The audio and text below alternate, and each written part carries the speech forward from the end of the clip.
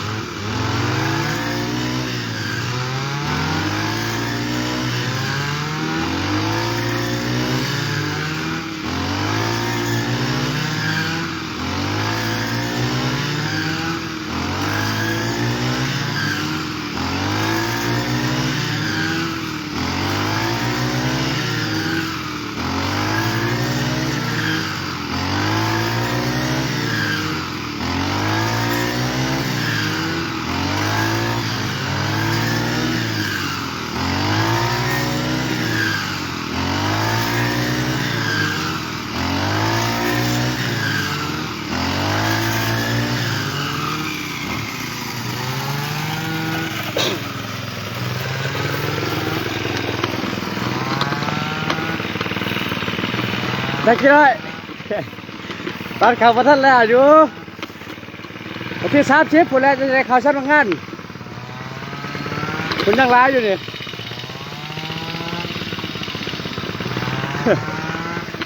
โอ้ยคุ้มอยู่เตี้ยจังหวะนี้มันบ่แล้วนี่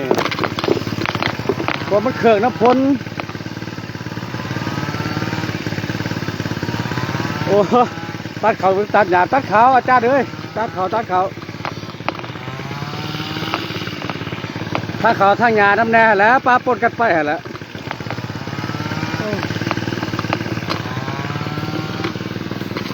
เดี๋ยวเขาเบิ่งทาง YouTube ก็ได้เด้อเพราะว่าทาง YouTube ปลดล็อกให้แล้วทาง YouTube ปลดล็อกแล้วเพราะว่านี่เขาเบิ่งไลฟ์สดได้เลยเดี๋ยวไปคอนเสิร์ตไลฟ์สด YouTube อันนี้ทดลองมือวางสิฮอดขั้นตอนใดทดลองถ่ายทอดสดเบิ่งว่าทาง YouTube เพิ่นสิปล่อยให้จักชั่วโมงหรือจักนาทีลองเบิ่ง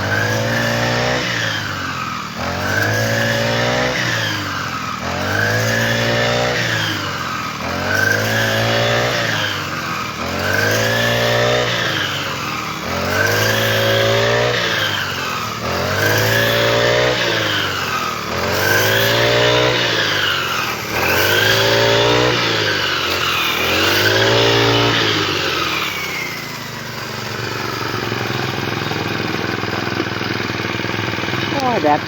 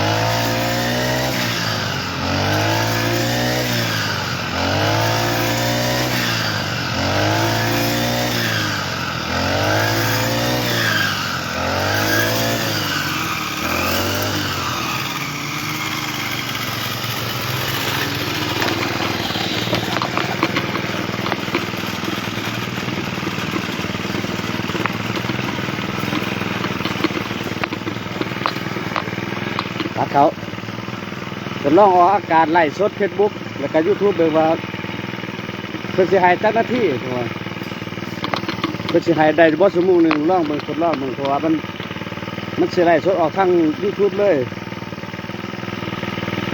เพิ่นกำลังปลดล็อกให้วัง2-3 มื้อนี่แหละเพราะว่าในคลิป YouTube ก็ทำยอดให้เพิ่นได้ดีอยู่แต่ก็ยังบ่ทันได้เงินดอกอัพโหลดไปได้แหละแต่ตอนนี้เพิ่นปล่อยปลดล็อกออกเพื่อเปิดโอกาสให้ทายท่านเป็นเปิดโอกาสให้แล้วแต่ที่สะดวกสบายบัด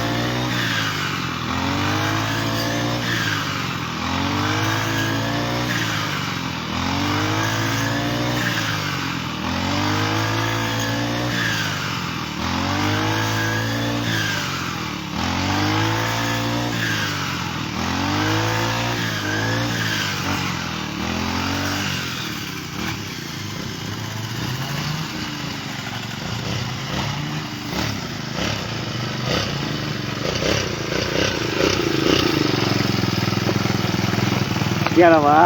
แคดดี้หญิงเกี่ยวหรอวะดองลาเขา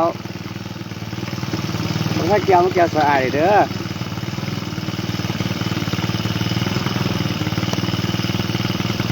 ทดลองถ่ายทอดสด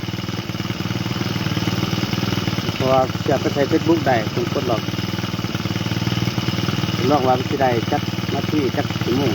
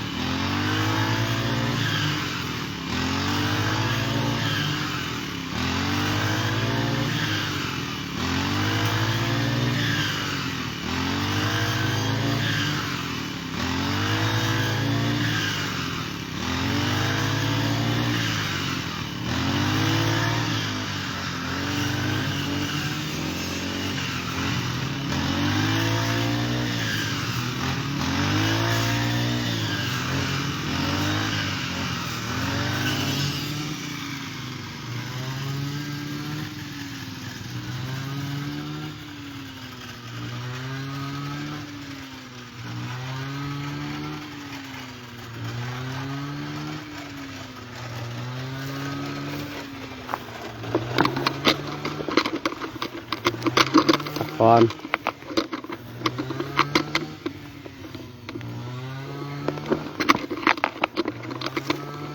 มื้อนี้บ่แดดบ่ได้แต่ว่าร้อน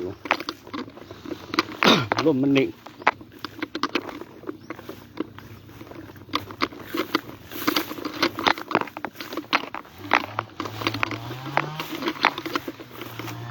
มีแต่เสียงจักรเดี๋ยวนี้บ่มีเสียงกันนะเกี่ยวกับบ่มีคนเกี่ยวแล้วเพราะมันเบิดสมัยมันล่ะผู้ใดบ่มีจักรก็จะเป็นต้องได้ซื้อเพราะว่าในการเกี่ยวจักรเนี่ยมันแหลวไว้ผู้ขายลงแป๊บเดียวได้2 หาย 3 หายแต่ก็สิ้นเปลืองแน่จะน้อยสร้างมัน